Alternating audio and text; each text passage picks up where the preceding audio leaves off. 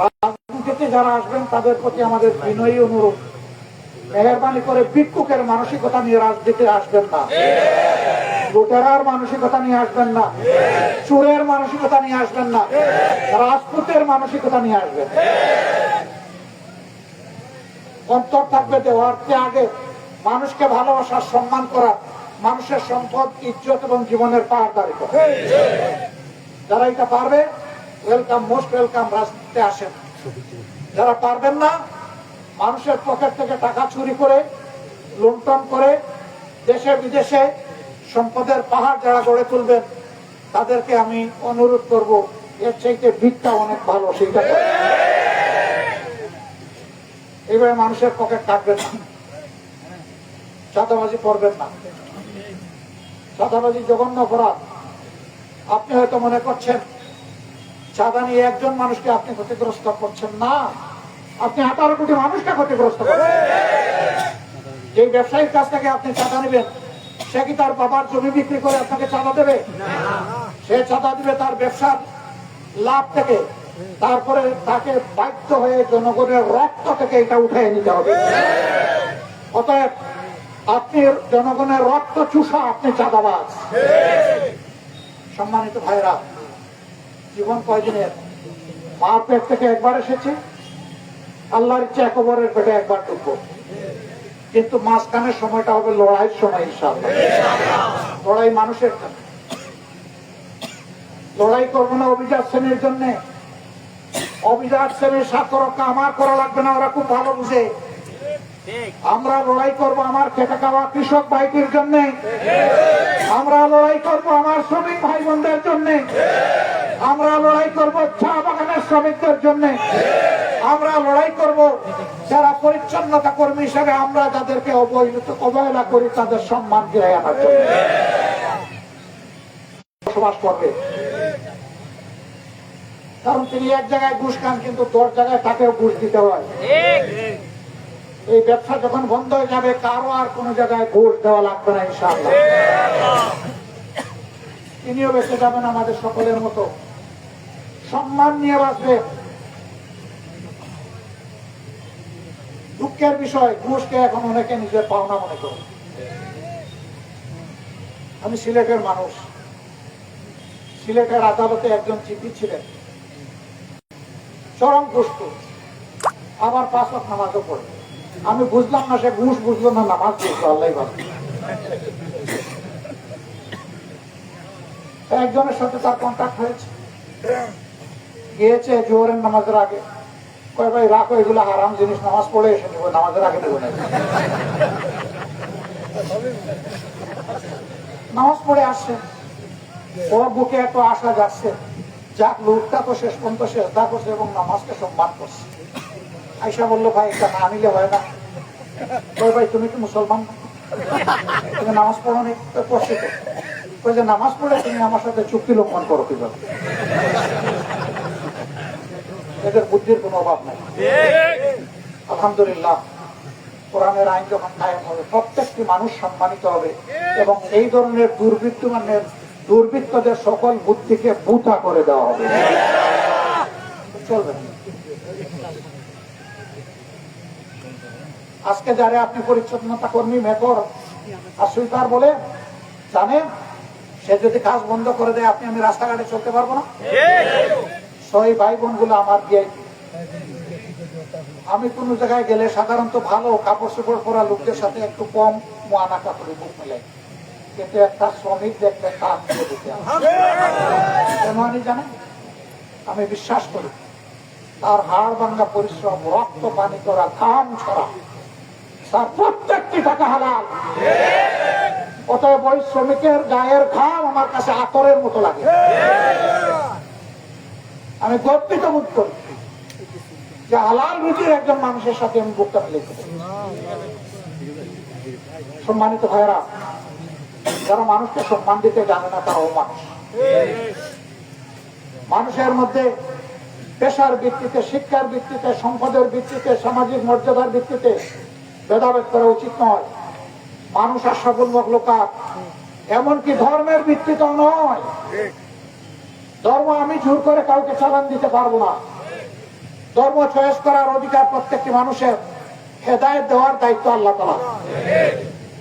আমরা কাউকে হেদায়েত দিতে পারবো না চাইলেও, কিন্তু সে মানুষ, সে আল্লাহর সেরা জীব, তার দায় আল্লাহর কাছে, আমার কাছে নয়।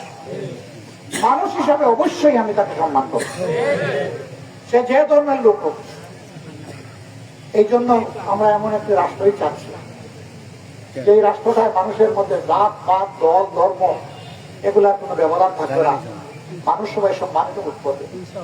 নবী করিম সাল্লাল্লাহু আলাইহি ওয়াসাল্লাম আমাদের মায়েদের ইজ্জতের ব্যাপারে বলেছিলেন তার ইন্তেকালের আগে, ও বিশ্ববাসী, আমি তোমাদেরকে এমন একটি সাম্রাজ্য, একটা শাসন উপহার দিয়ে যাচ্ছি, চিরদিন তোমরা মনে রাখবে, আমার এই শাসনে ইয়ামানের সানা থেকে মরক্কোর হাজরামাউত পর্যন্ত ৩,৫০০ মাইল আমার একটা যুবতী মেয়ে রাস্তা একা চলবে, আল্লাহ ছাড়া আর কাউকে ভয় করার তার প্রয়োজন হবে। তার ছোট্ট একটা নমুনা, ওই মদিনার সাথে তুলনা হয় না। এই সমাবেশের দিন এক মহিলা, তিনি পিজির চিকিৎসক, বিশেষজ্ঞ চিকিৎসক, তিনি তার দায়িত্ব পালন করে বাসায় যান সেগুন বাগিচা, রাস্তা লুকে লুকারণ্য, কোনো যানবাহন সেখানে নেই, তাকে তো যেতে হবে। তিনি আল্লাহর উপর ভরসা করে হাঁটতে শুরু করলেন। তিনি বললেন, আমি একটা মেয়ে একা, আমার সাথে আরো কোনো মেয়ে লোক নেই, আমি যেদিকেই আগাচ্ছি এই মানুষগুলো মানুষ কেটে কেটে রাস্তা পরিষ্কার করে দিয়ে বলছে, আপুর রাস্তা করে না। একটা লোক আমার দিকে বদ নজরে তাকায়নি, বরঞ্চ আমার জন্য রাস্তা পরিষ্কার এমন ভাবে করে দিল, মনে হলো আমি আমার দেশে যেন লাল গালিচা সম্বর্ধনা পাচ্ছি। এটাই হচ্ছে ইসলামের রূপ, সৌন্দর্য, এটাই হচ্ছে বরাকা। এমন শাসন কি আমরা সবাই চাই? এই শাসনটাই চাওয়ার জন্য আমার ভাই শাহ আলম সেখানে গিয়েছে। তাহলে তার স্বপ্ন তো পূরণ হয়নি, স্বপ্ন রয়ে গেছে। এই স্বপ্ন পূরণের দায়িত্ব আল্লাহর উপর ভরসা করে আমাদেরকে নিতে হবে ইনশাআল্লাহ। আপনারা প্রস্তুত আছেন? আলহামদুলিল্লাহ। আল্লাহ আপনাদেরকে অফুরন্ত বারাকা এবং জাযা দান করুন। ভাইয়ের জন্য দোয়া করি, তিনি যে তামান্না নিয়ে সারা জীবন কাজ করেছেন, কোরআনী শাসন, নববী শাসন, এই শাসনের আদলে শাসন দেখার জন্য, আল্লাহ যেন তার দুনিয়ার জীবন শেষ হয়েছে, এখন আখিরাতের যে জীবন, বারযাকের যে জীবন শুরু হয়েছে, এই জীবনে আল্লাহ যেন এখন থেকে তার বরকত দেওয়া শুরু। তিনি যেন আল্লাহর আবরার মায়ার বান্দাদের মধ্যে গণ্য হয়ে যান। আল্লাহ তাআলা যেন তার কবরকে জান্নাতের নূর দিয়ে একদম পরিপূর্ণ করেন। প্রিয় জান্নাতের সাথে মাবুদের এই কবরের একটা জানালা যেন আল্লাহ খুলে দেন। দুনিয়ার চাইতে উত্তম সঙ্গী, দুনিয়ার চাইতে উত্তম রিজেক, দুনিয়ার চাইতে উত্তম বিছানা আল্লাহ তাআলা তাকে যেন দান। জীবনে হয়তো শান্তিতে অনেক সময় ঘুমাতে পারেন, অনেক স্ট্রেস নিতে হয়েছে, বিশেষ করে আল্লাহর দিনের জন্য যারা কাজ করে তাদের উপর অনেক জুলুম করা হয়েছে। আল্লাহ যেন এখন তাকে প্রশান্তির বুক পাড়ায় রাখেন। পুরা পর্যায়ের জিন্দেগিতে তিনি যেন পরম শান্তি অনুভব করেন। আমি আরেকটা সুখের বার্তা নিয়ে এসেছি। আপনারা জানেন, গতকাল ঢাকার উত্তরায় একটি সামরিক প্রশিক্ষণ বিমান প্রশিক্ষণ নেওয়ার সময় তার পাইলট সহ বিধ্বস্ত হয়ে তিনিও মারা গেছেন, সাথে আমাদের ধারণা শতাধিক লোক মারা গেছে। এরা কারা? এরা কচি কচি বাচ্চা, স্কুলের বাচ্চা, পায়ের বুকের কাঁচা ভেঙে ওরা চলে গেছে। যেমন সোনামানিক চলে গেছে, তিনি বুঝতে পারছেন তার বুকের উপর কত বড় একটা চাপ পাথর চেপে বসেছে। আমরা এই পরিবারগুলোর প্রতি সহানুভূতি প্রকাশ করছি। যে মণিমুক্তা গুলা চলে গেল, আল্লাহ তাআলা এদেরকে শহীদী মর্যাদা দান করুন। আর যেগুলো আহত হয়ে চিকিৎসাধীন আছে, আল্লাহ তাআলা তাদেরকে দারুস শিফা থেকে শিফা কুল্লিয়া দিলায় নেয়। ভাই আমি তো চলে গেছিলাম, আল্লাহ ফিরিয়ে দিয়েছেন। কেন? নিশ্চয়ই আল্লাহর পরিকল্পনা সকল বান্দার জন্য যেমন আছে, আমার জন্য তেমন আছে। তবে আমার আল্লাহর কাছে আমার একটা চাওয়া আছে, আল্লাহ তাআলার কাছে আমার চাওয়া হচ্ছে আমি যেন বিছনায় পড়ে মৃত্যুবরণ না, বরঞ্চ মানবতার মুক্তির ময়দানে লড়াই করতে করতে আমি যেন রক্তাক্ত অবস্থায় শহীদ হয়ে আল্লাহর দরবারে। সেই লড়াই হবে আল্লাহর কোরআনের শাসনের জন্য, সেই লড়াই হবে মানবতার মুক্তির জন্য, প্রিয় দেশের মানুষের ইজ্জত এবং শান্তি ফিরিয়ে আনার জন্য। আল্লাহ যদি কবুল করেন তার এই গোলামের প্রতি আমার মাবুদের অনেক বড় মেহেরবানি হবে। নবুয়তের দরজা বন্ধ, কিন্তু শাহাদতের দরজা বন্ধ হয়। আল্লাহ ইচ্ছা করলে শহীদদের খাতায় আরেকটা নাম এই গোলামে লিখতেই পারে। আমার জন্য আপনারা দোয়া করবেন, আল্লাহ যেন রক্তের চাদর গায়ে দিয়ে তার সামনে ইয়াউমুত তানাত, ইয়াউমুল ফাসল, ইয়াউমুল কিয়ামা এই গোলামকে যেন দাঁড়ানোর তৌফিক আল্লাহ দান। আর এই রক্তগুলা এবং আমাদের আগে এই জমিনে দিন কায়েম করতে গিয়ে আমাদের কলিজার টুকরা, মাতার তাজ, যে সমস্ত নেতৃবৃন্দ, সহকর্মীবৃন্দ দুনিয়া থেকে বিদায় নিয়েছেন, এই সকল রক্ত দিয়ে আল্লাহ যেন বাংলাদেশের সকল আবর্জনা ধুয়ে মুছে পরিষ্কার করে, তাহলে আমাদের রক্তগুলো সার্থক হয়ে যাবে আলহামদুলিল্লাহ। তাহলে আমাদের রক্তের প্রত্যেকটি কণিকা এক একটা লাল গোলাপ হয়ে বাংলাদেশে পড়বে ইনশাআল্লাহ। আপনারা অনেকক্ষণ ধরে কষ্ট করেছেন ভাই, আমি লজ্জিত, কিছু করার ছিল না। আমি সকাল 9টায় সফর শুরু করেছি। প্রথমে খুলনার ডাকুকে গিয়েছি, সেখানে এই সমাবেশে আসার পথে আমাদের ভাই ডাকুক উপজেলা আমির মৌলানা আবু সাইদ, তিনি দুর্ঘটনা কবলিত হয়ে দুনিয়া থেকে বিদায় নিয়েছেন। তার পরিবারকে একটু সালাম জানাতে গিয়েছিলাম, দোয়া চাইতে গিয়েছিলাম তাদের। এরপরে ওখানে কথাবার্তা একটু বলে এসেছি পাবনা ঈশ্বর। আরেকজন ভাই তিনি যাওয়ার পথে হার্ট অ্যাটাক করে ইন্তেকাল করেছে, তার পরিবারের কাছে একটু একইভাবে যাওয়ার চেষ্টা করেছে। যেখানেই যাই এখানকার মতোই মানুষ একটু সামান্য ধরে বসে, যে একটু বলে, কি যে বলবো তাও বুঝি না, কারণ হতভম্ব হয়ে যায়। যেদিকে তাকাই অপরাধ আর অপরাধ, কালো অন্ধকার নিকষ কালো, সারা দেশ সমাজটাকে ঢেকে রেখেছে। আসুন আল্লাহর দরবারে তৌফিক চাই, শপথ নেই এই সব কালো পর্দা, যতগুলা কালো পর্দা আছে ছিঁড়ে একদম খান খান করে দেবে।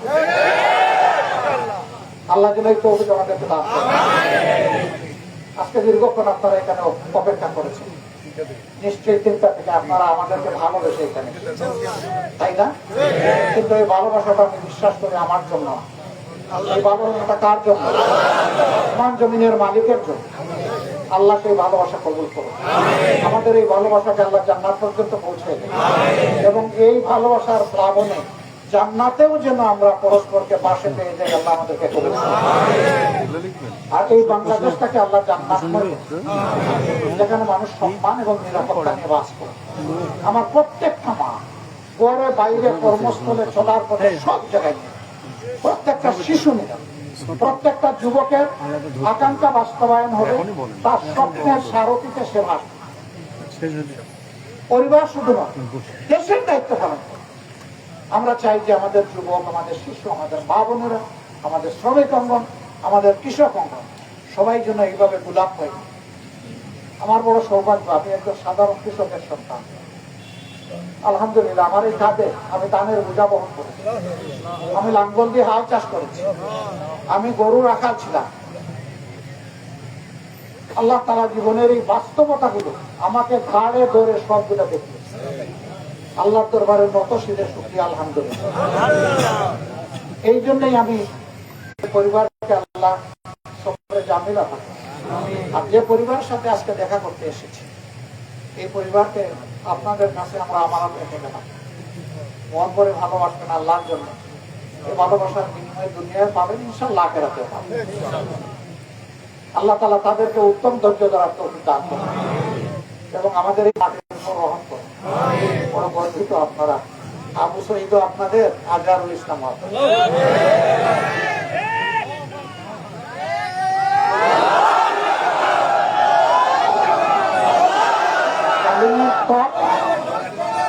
জালিমের ত্বক থরথর করে কাঁপিয়ে দিয়েছিল ডানা মেলে আবু সাইদ।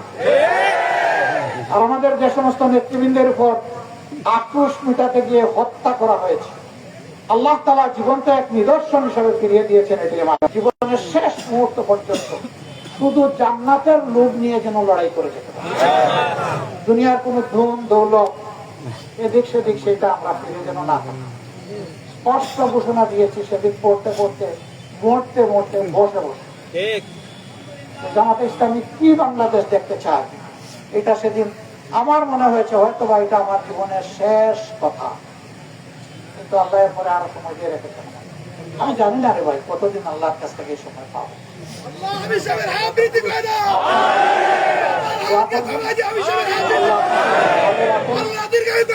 আল্লাহ